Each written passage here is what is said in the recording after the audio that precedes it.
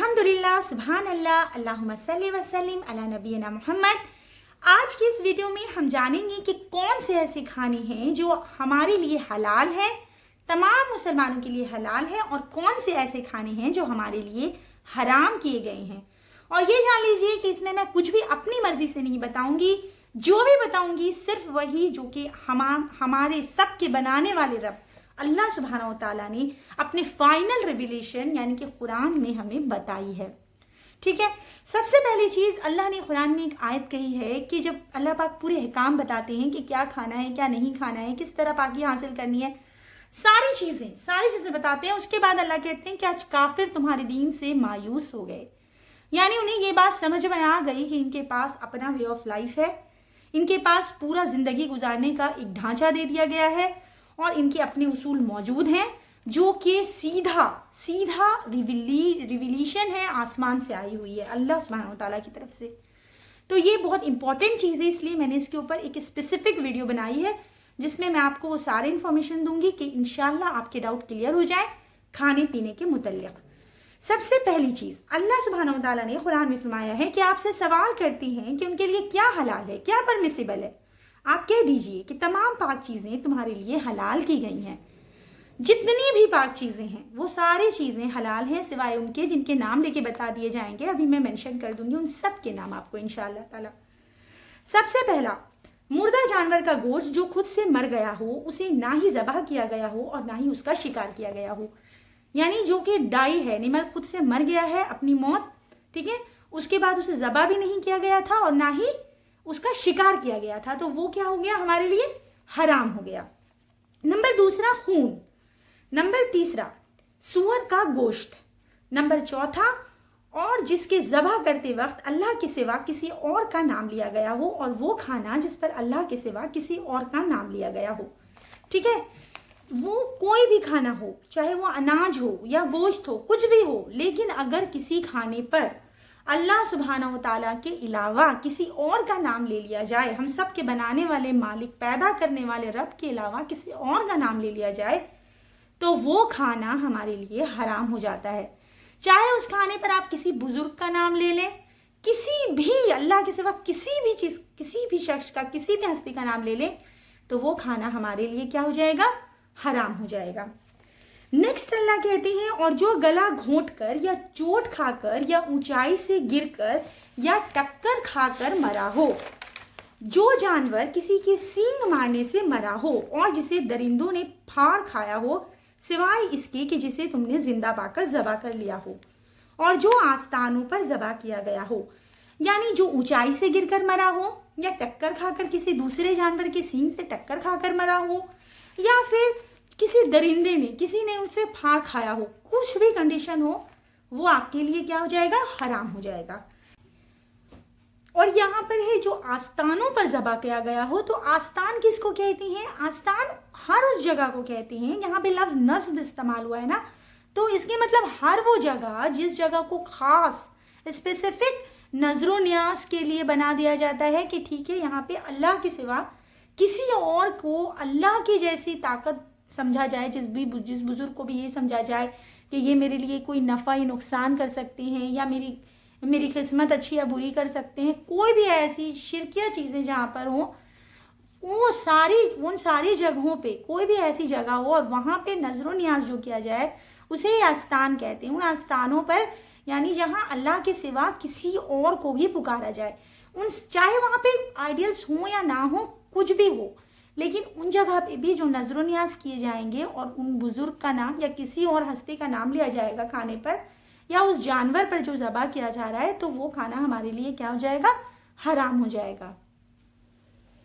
Next है, बस जो शख्स भूख की शिद्दत से बेकरार हो जाए, बस ये कि गुनाह का कोई इरादा ना हो, तो यकीनन अल्लाह ताला माफ़ करने वाला बहुत मेहरबान है। अब देखिए कितनी रियायत है, कितनी फ्लेक्सिबिलिटी है। अल्लाह ने कहा कि अगर आपको बहुत ज़्यादा भूख लग रही है और आपके पास कुछ भी अवेलेबल नहीं है, कोई ऑप्शन नहीं है, तो मजबूरी में आप खा सकते हैं, लेकिन आपकी नीयत क्या हो, आपका इरादा क्या हो, गुनाह का इरादा ना हो, बल्कि मजबूरी में जान बचाने का इरादा हो, और उतना ही खाए कि बस जान बच जाए। ज़बह का मतलब क्या होता है, ये लफ्ज़ बहुत बार स्लाउटर सुनते हैं कि ज़बह और एक झटका, इन दोनों में क्या अंतर है, और अभी तो बहुत चल भी रहा है ये मुद्दा काफ़ी गौर से कि हलाल बैन हो रहा है। तो मैं बताऊं कि डिफरेंस क्या है, ठीक है। और मैं बिल्कुल अपनी राय नहीं कहूँगी, मैं साइंटिफिकली भी इसको बताऊंगी कि क्या डिफरेंस आता है ज़बह में और झटका में। ओके, तो ज़बह में ये होता है कि जानवर का जो ये विंड पाइप है, हमारे हलक के सामने जो ट्रैकिया ये पाइप है, इसको काटा जाता है, यहाँ पे काट के उसके मतलब उसको ख़त्म ज़बह किया जाता है। और झटका में पीछे से उसे बस एक झटके में उसको मार दिया जाता है, ये डिफरेंस होता है। तो ज़बह का मतलब ये होता है तो ज़बह का मतलब ये होता है कि अगर आप किसी जानवर को ज़बह करेंगे तो उसका ब्लड जो है पूरे बॉडी से निकल जाएगा धीरे धीरे करके, ठीक है। लेकिन उनका जो जानवर है, उनका जो रिलेशन है माइंड के साथ कट जाता है। कई लोगों को ये गलतफहमी होती है कि वो तड़प तड़प के मर रहे होते हैं, लेकिन नहीं।